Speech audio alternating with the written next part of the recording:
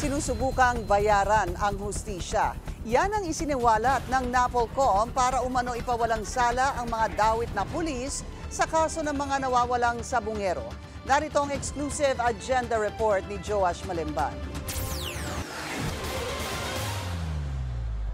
Doon sa mga nagsusubok na impluwensyahan o guluhin ang investigasyon o kaya lapitan ako for whatever reason, huwag nyo na pong subukan.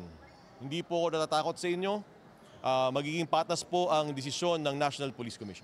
Yan ang pinanindigan ni National Police Commission Vice Chairperson Rafael Calinisan matapos niyang ilahad na may dalawang grupo umanong lumalapit sa kanya para impluwensyahan ang investigasyon sa mga umano'y sangkot na pulis sa missing sabongeros.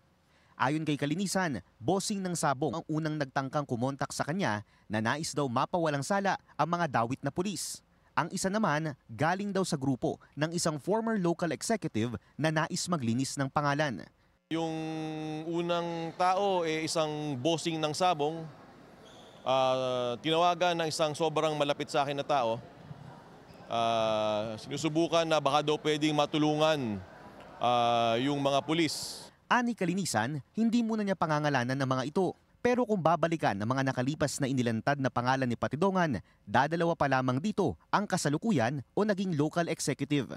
Si incumbent Matag-Ob Leyte Mayor Bernie Tacoy na umano'y alpha member at si dating Talisay Batangas Vice Mayor Charlie Natanawan na inilutang ni Patidongan ng pangalan noong nagsampa siya ng reklamo sa NAPOLCOM.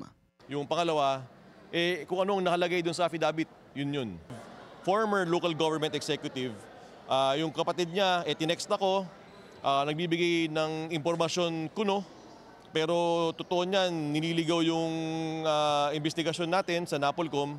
Ayon kay Calinisan, nakapagsumiti na ng counter affidavit ang 12 aktibong pulis na sinampahan ng reklamo.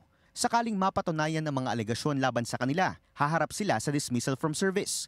Hindi rin sila makatatanggap ng mga benepisyo mula sa kanilang trabaho sa gobyerno. Maaari rin silang sampahan ng mga kriminal na kaso. Para sa agenda, Joash Malimban, Billionaire News Channel.